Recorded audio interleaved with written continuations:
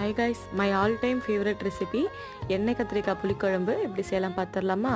கத்திரிக்காய்க்குள்ளே stuffing பண்ணுறதுக்காக ஒரு spoon மிளகாத்தூள், தனியாத்தூள், உப்பு, மிளகுத்தூள், புளி தண்ணி 2 ஸ்பூன் ஊற்றி நல்லா கலந்து எடுத்துக்கோங்க. இந்த மாதிரி கத்திரிக்காய்க்குள்ளே கொஞ்சம் கொஞ்சமாக வச்சு ஸ்டஃப் பண்ணி ரெடி பண்ணி வச்சுக்கலாம். கத்திரிக்காவெல்லாம் கடாயில் எண்ணெய் ஊற்றி இந்த ஸ்டஃப் பண்ண கத்திரிக்காய் எல்லாம் போட்டு இந்த மாதிரி நல்லா வதக்கி எடுத்து வச்சுக்கோங்க தனியாக. அதே கடாயில் 1 ஸ்பூன் கடுகு, 1/4 ஸ்பூன் வெந்தயம், 2 கொத்து கருவேப்பிலை, 8 பல் பூண்டு, 1 வெங்காயத்தை கட் பண்ணி போட்டு உப்பு சேர்த்து நல்லா வதக்கிட்டு 2 மீடியம் சைஸ் தக்காளி, ஒரு அரை வெங்காயம் சேர்த்து அரைச்சி சேர்த்துக்கோங்க.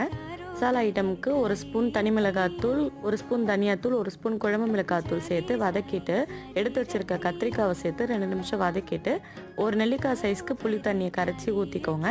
1 டம்ளர் தண்ணி ஊற்றி மூடி போட்டு ஒரு 10 நிமிஷம் நல்லா கொதிக்க விடுங்க.